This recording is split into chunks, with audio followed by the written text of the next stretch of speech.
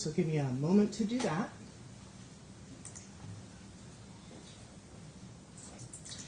And almost everybody has taken their hats off, but I think I see a hat or two still on. Thank you so much for taking your hat off. All right.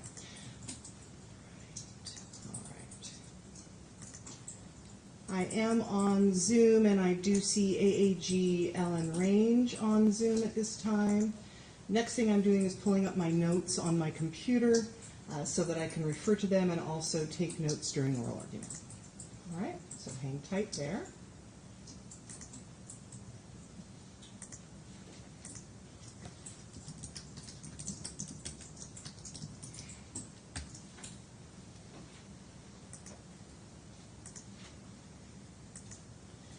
All right, we can begin. We are here in the matter of Robert F. Anderson versus Randy Bolerjack, Deputy Secretary of State.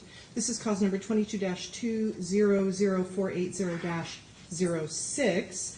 Robert Anderson is here on behalf of petitioner, representing himself, and Ms. Ellen Range is here on behalf of the Deputy Secretary of State through the AAG's office. Ms. Range, if you can hear me, say hello. Good afternoon, Your Honor. All right, I can hear you as well.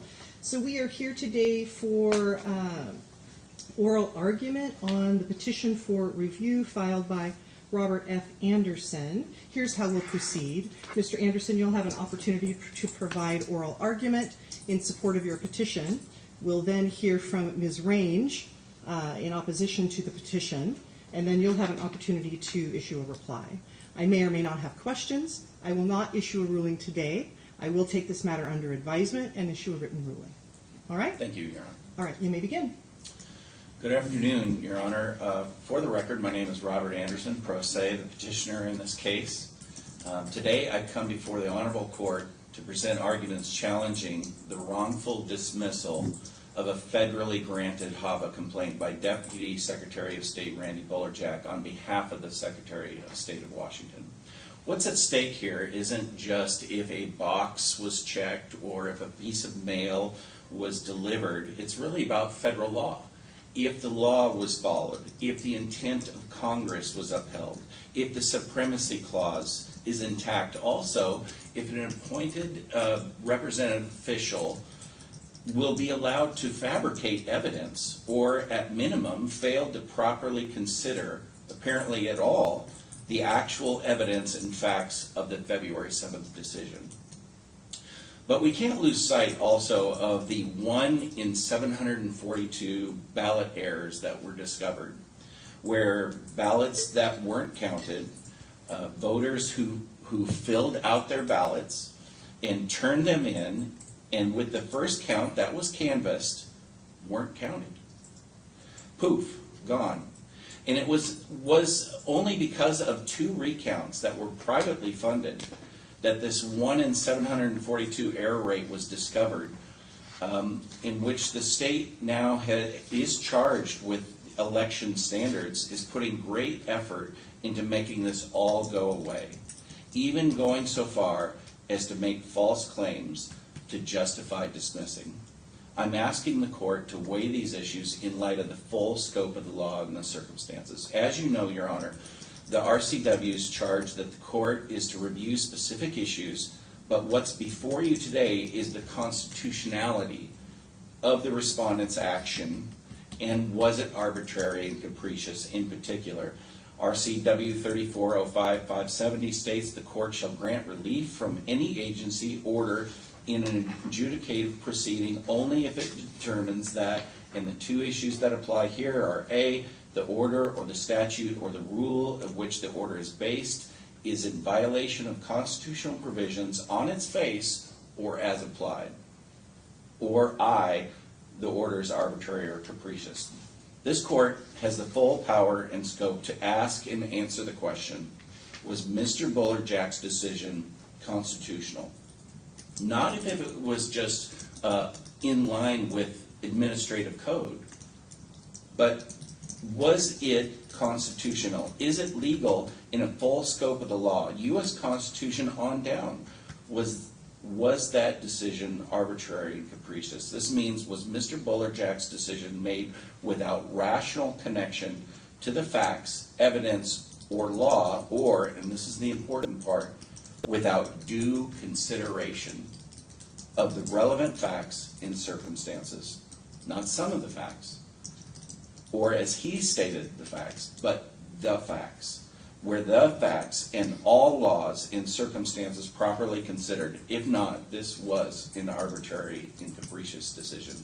So let's take a closer look at the facts and the circumstances that the respondent failed to look at. Before that, though, there is an issue. Let's start with the state's desperate attempt to retell what was submitted with the petition of review effort, that the rule and not the decision are being challenged. So for the record, I deny as the plaintiff that I'm challenging the rule. I'm not. I'm challenging the actual decisions of Mr. Bolerjack, his actions, his lack of consideration of the facts and federal law is very much in question today. Apparently, after throwing out my complaint on a technicality, they also would like to get the petition of review thrown out as well on technicality. The truth is, the respondent could have accepted the complaint and moved forward as federal law allows. It was fully in his discretion, Your Honor. It was not a ministerial act. It was a discretionary act, in which the respondent's brief stated so. On page 7 of the respondent's brief, they state that the requirements for the complaint provides the secretary with discretion to dismiss. So why this is important is that in order for it to be challenging a rule, hence deflecting scrutiny of Mr. Bolerjack's actions, he would need to be performing a ministerial duty that he had no discretion but was simply performing his duty. Hence the rule and not the actions would need to be reviewed. But that's not what happened. Mr. Bolerjack performed a discretionary act and not a ministerial duty. Mr. Bolerjack's discretion has always been front and center because it's not just about misapplication of Washington Administrative Code, but as well as the deficiency of Mr. Bolerjack's action, improper consideration of a state-provided form, and how the respondent fabricated evidence, or at minimum didn't read the complaint fully and gave a decision. So let's start with the main issues. Mr. Bolerjack's February 7th action upended the Constitution by thwarting the intentions of Congress and provided no justification as required by RCWs. As you know, the Help America Vote Act was enacted by Congress to ensure the integrity and the fairness of our voting systems. It explicitly establishes citizen complaints as a vital mode of enforcement, enabling individuals to raise concerns about violations of federal election standards.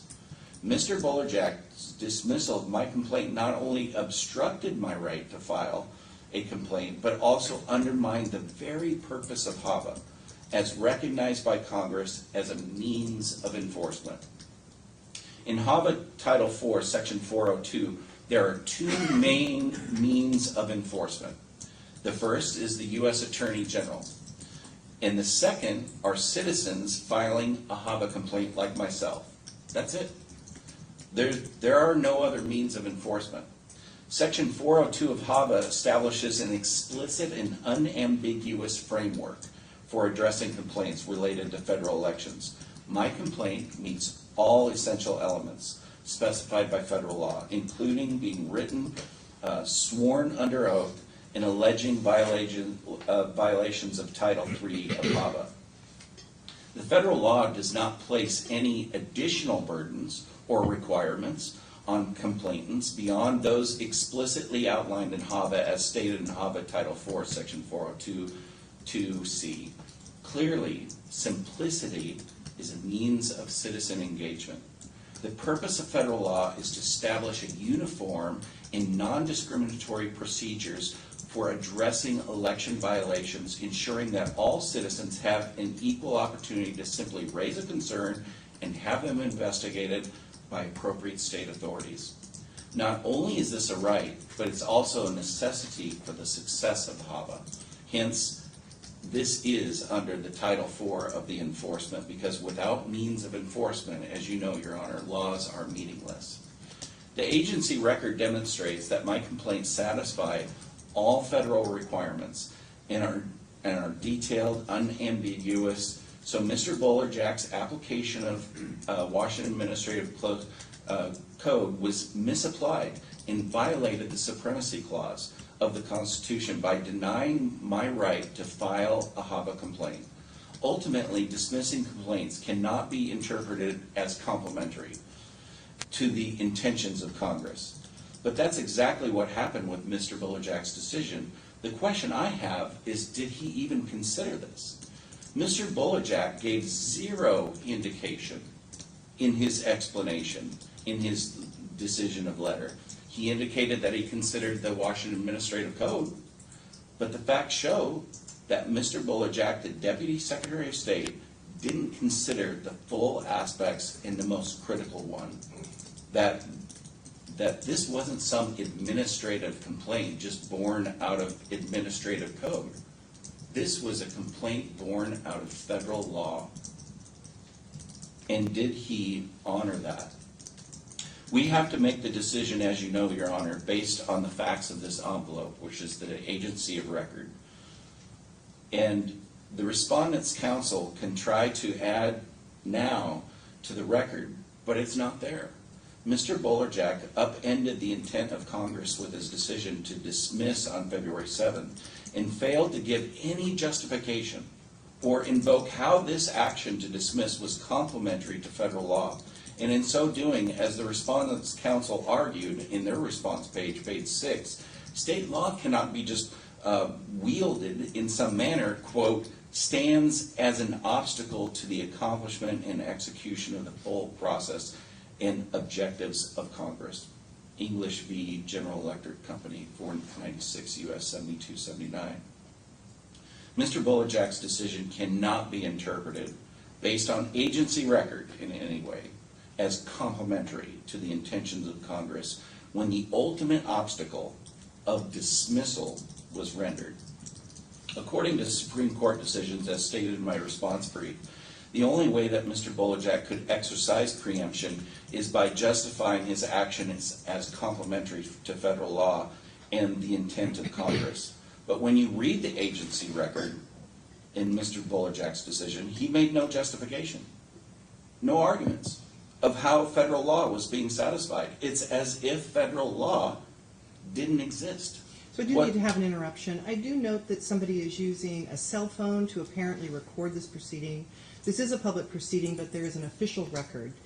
You may not use your cell phone in the courtroom. You may, however, after this hearing, you may request a copy of the CD as the official record. So please do turn off your cell phone and put your cell phone down on your lap. All right. Thank you very much. Please continue. Sorry, Your Honor. Mm-hmm. My apologies. But No. There was an interruption from the gallery. You're fine. I'm just collecting where I'm. All right.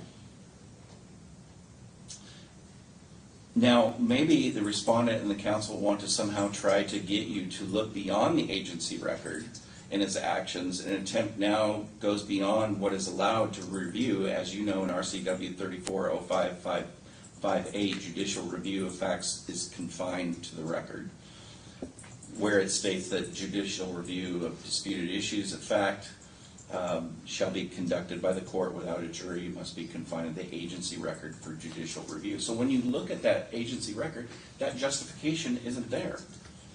When Washington state officials give administrative decisions, they are generally required to provide legal rationale or justification for their decisions. In RCW 34054613 states, final orders shall include a statement of finding and conclusions and the reasons and basis therefore on all the material issues of fact, law, or discretion presented on the record, but the respondent failed to do so. It's just not there. But I tell you what is there, Your Honor. A state-provided form with a logo of the Washington State Secretary of State, my name, an address, a phone number, and a notarized sworn statement. A letter from not just some state employee, but the power and authority of the Secretary of State himself, the one in charge of making sure all state records are properly in order, signed and stated evidence in a decision that doesn't exist. By dismissing my complaint, the respondent obstructed me from exercising my constitutionally granted rights to process a HAVA complaint. Just as HAVA guarantees voting protections, Your Honor, HAVA also guarantees that citizens can file complaints to protect the integrity of voting systems. In support of this argument, the court must consider the Supreme Court's decision of Gade, Director, Illinois Environmental Protection Agency v. National Solid Waste Management Association 505 U.S. 88, where Justice O'Connor quoted the threshold argument from Judge Easterbrook's opinion that, quote, the question whether certain state action is preempted by federal law is one of congressional intent, unquote. And, quote, the purpose of Congress is the ultimate touchstone. Elias Chalmers Court v. Lewick, 471 U.S. 202-208. To discern, quote, to discern Congress' intent, we examine the explicit statutory language in the structure and purpose of the statute. Ingersoll Rand Company v. McClendon, 498 U.S. 133-138. In HAVA, Congress endeavored that enforcement would begin directly with everyday citizens of the states by initiating complaints for state officials and then conduct fair hearings to determine the merits, complaints, and seek remedies to ensure compliance and confidence in our election systems. Mr. Bolerjack's decision cannot be interpreted as complementary to the intentions of Congress.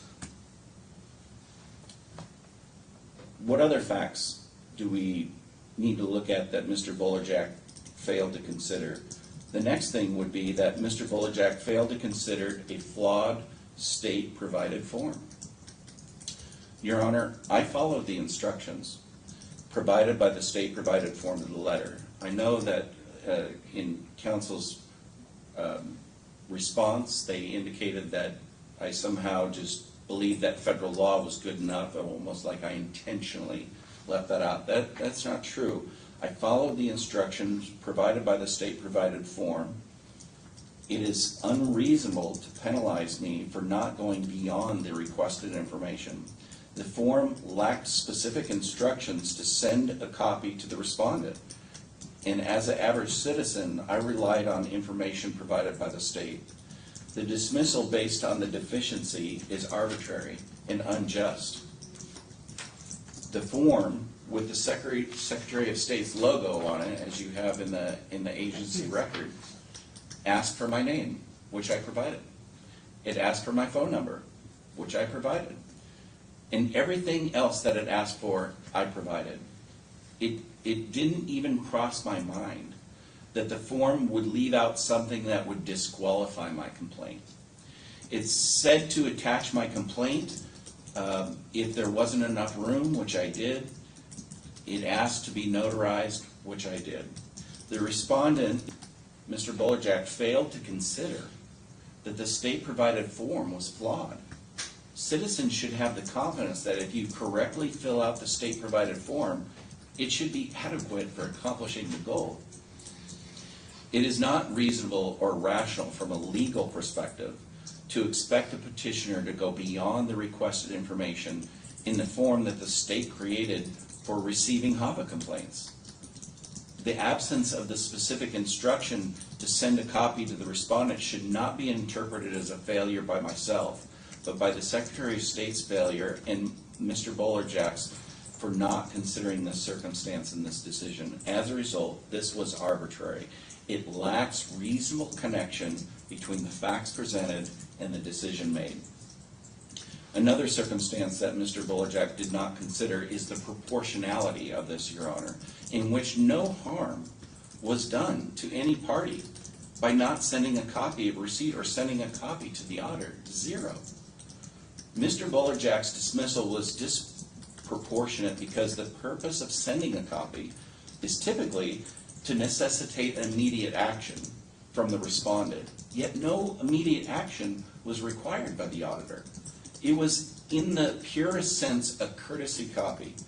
Only after the Secretary of State's office accept the complaint would there be actions that could be either like bundling the complaints or seeking out remedy with, but there was no action at all that the county auditor was denied. And the state has argued, and that I concur, that it was an action that was totally in his domain and discretion as Secretary of State. Mr. Bolerjack had to know, he had to have known that this was a disproportionate decision that he was making, yet he did it anyways. And proportionality is a fundamental principle in our judicial system.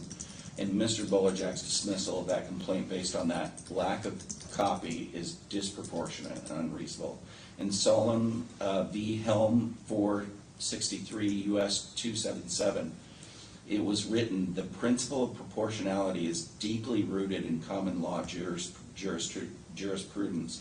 It was expressed in the Magna Carta, applied by the English courts for centuries, and repeated in the English Bill of Rights in language that was adopted in the Eighth Amendment.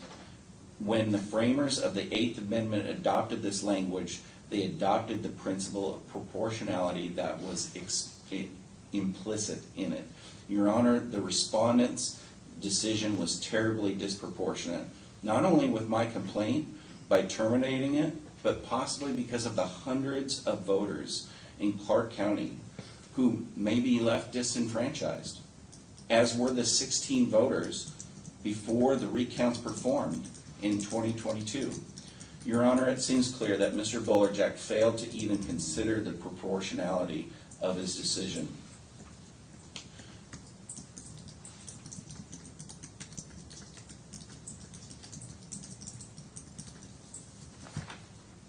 And just for the record, is it okay if I read the instructions that were provided on that form? Yes, I actually have a copy of it that I printed out, so let me find that before you do that. I'll read along with you. Okay. Okay. So the complaint form under Section 402A2 of the Help America Vote Act of 2002, HAVA, PL 107252, and Washington Administrative Code, Chapter 434263, any person who believes that a violation of any provision of Title III of the HAVA has occurred, is occurring, or is about to occur, may file a complaint with the Office of the Secretary of State. This form may be used to file such complaints. However, a letter containing the below information will be considered an acceptable complaint as well. All complaints must be notarized and filed within 30 calendar days of the date after the certification of the election at issue and sent to the Washington Secretary of State, Elections Division, and the address, and the state shall make a final determination within 90 days of receiving the complaint. And down in Section B, so it has the personal information, and then B, their description of the alleged violations. Please identify the facts of the alleged violation, witnesses if any, contact information if you have it, dates and time you became aware of the alleged violation, location where the alleged violation occurred, who is responsible for the alleged violation, other information that you think will be helpful. And for the record, Your Honor, as it's on there, that I complied with all of those requirements on that state provided form.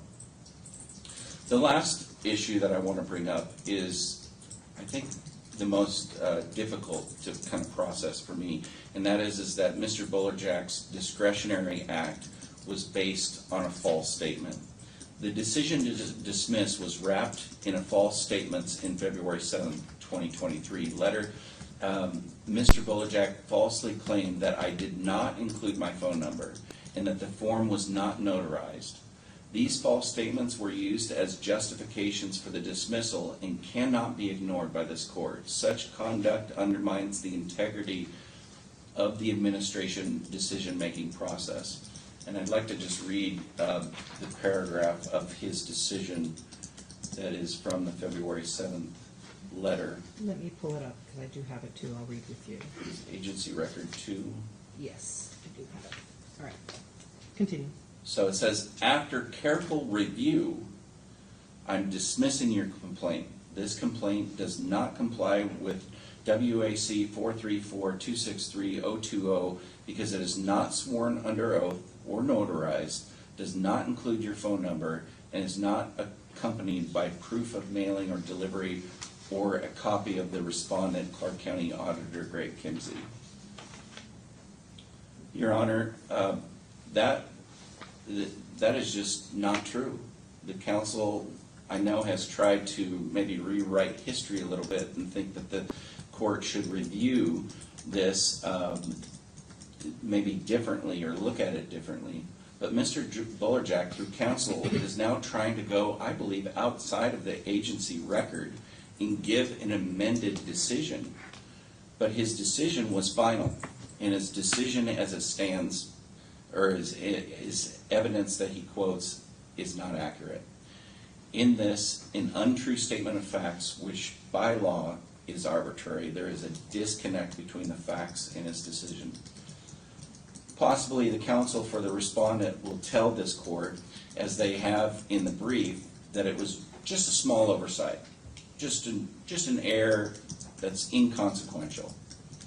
But what Mr. Bolerjack attempted to do was to disqualify the complaint from federal requirements as well.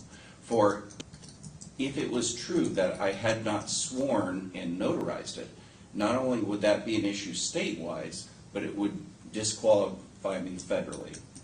And by his own words, he said, after careful review.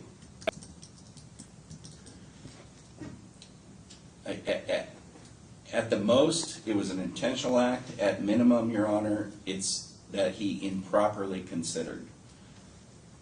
Even just reading the actual complaint in the form.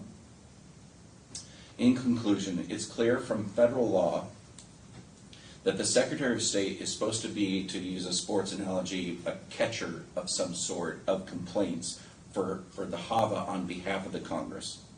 Yet Mr. Bolerjack acted as a goalie and decided that he would prevent complaints from being accepted, so much so that he invented evidence to dismiss and stated it in an agency record in broad daylight. What's at stake here, Your Honor, is hundreds of ballots.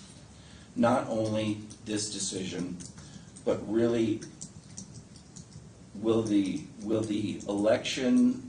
ballots that weren't counted, will that issue be remedied? Not only in the last elections, but in elections to come, where voters have been possibly disenfranchised. People like you and me who got ballots, filled them out, dropped them off, and they just weren't counted. That's what's at stake, Your Honor. Also, will the state thwart the intent of Congress, not even give a justification for all the sides of law, nor properly consider all the circumstances and make an arbitrary decision because they can? This isn't some wild election conspiracy case, as you can see. Clark County elections have an error rate of 1 in 742. Canvass results show. That's alarming. But it's not alarming to Mr. Bolerjack.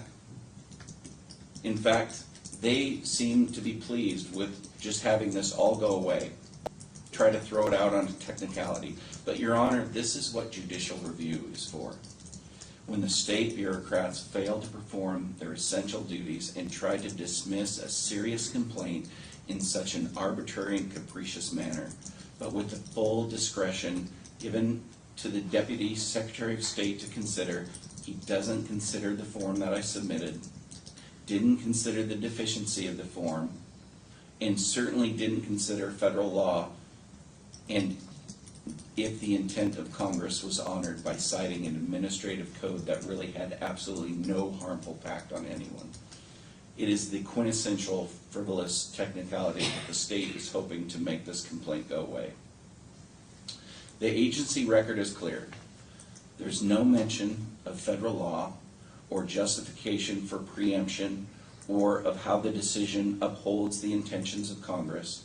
Not only is a federal requirement, but a state requirement as well, RCW 3405-4613, where the respondent was required to do so. What is in the agency record is a flawed state-issued form.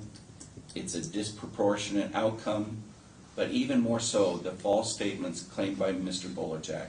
When you put all of these facts and circumstances together, it's clear that Mr. Bolerjack possibly didn't read my complaint, let alone properly consider the HAVA complaint filed and dismissed it.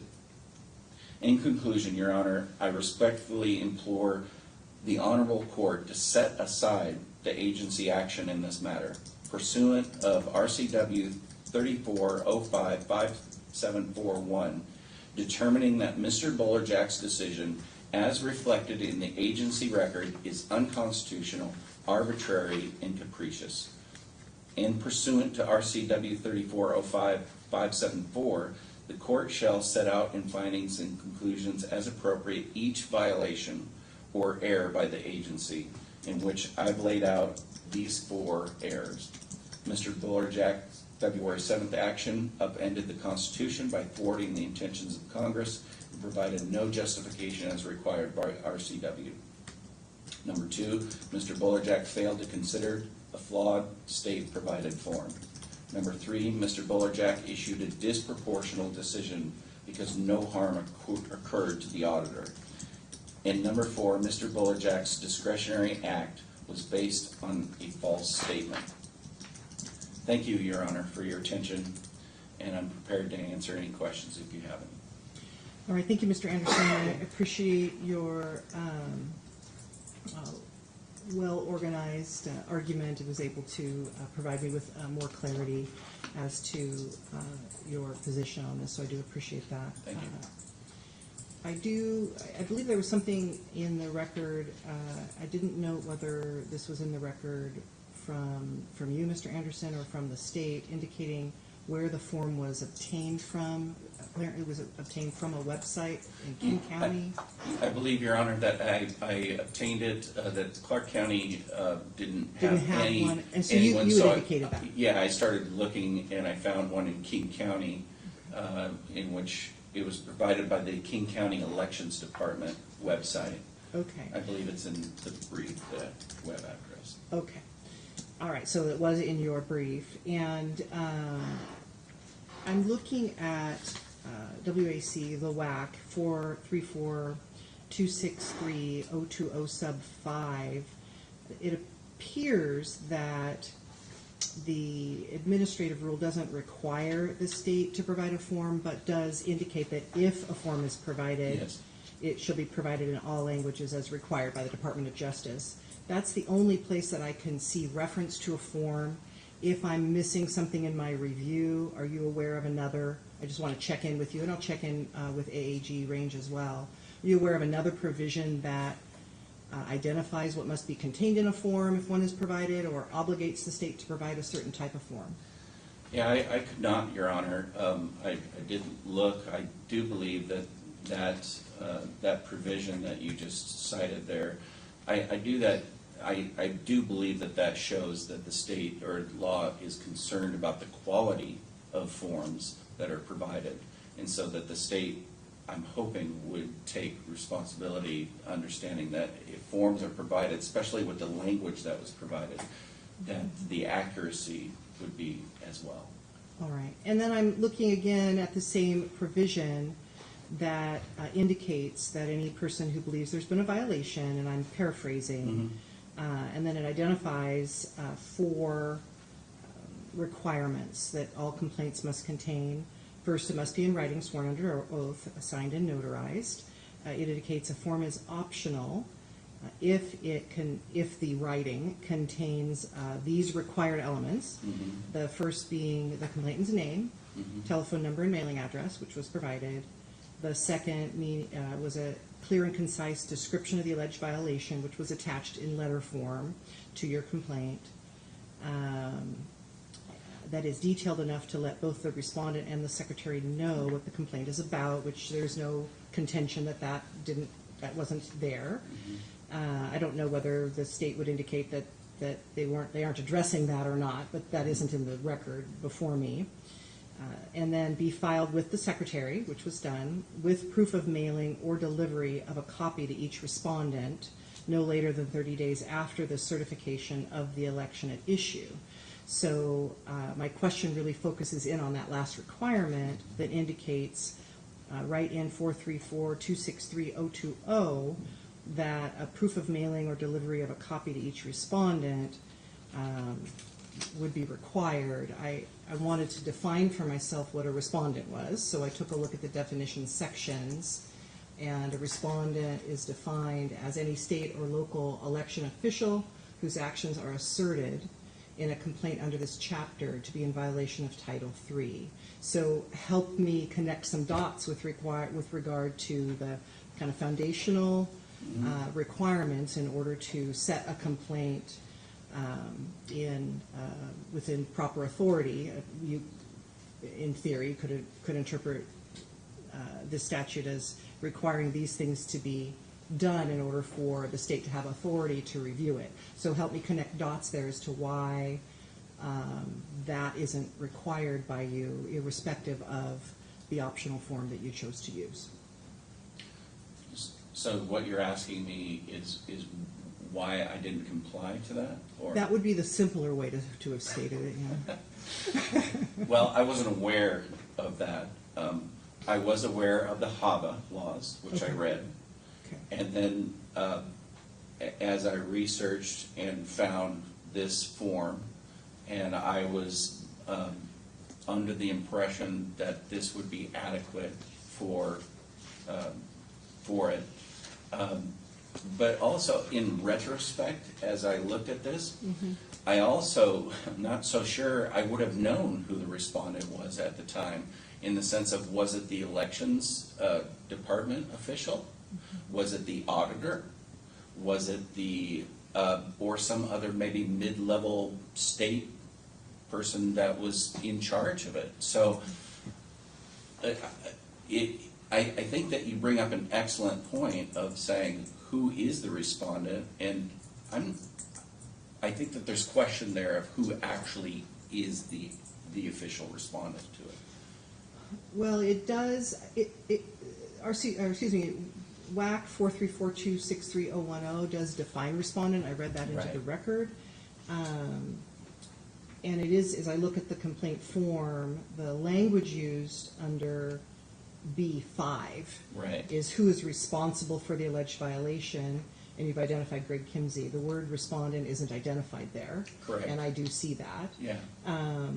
But what I hear you saying is that you didn't think to read the Administrative Code, Chapter 434263, although it's set forth in the form right after it identifies HAVA. It also identifies the state WAC. You didn't think to read that. You read the federal law and relied on this form you found on the King County website, I think is the kind of substance of your response, and then you weren't really sure who the respondent would be. That's what you're indicating? Correct. Okay. On that. All right. And since it did state in, it not only stated the 402 section, but also stated the Washington Administrative Code section, I believe that this form satisfied all WAC requirements. So, so you believe that on the face of the form, the statutory or rulemaking requirements were met, and that it wouldn't have required you to dig deeper into reading the actual provisions of the Administrative Code. Correct. Do I understand that? Yes. Okay. All right. Thank you.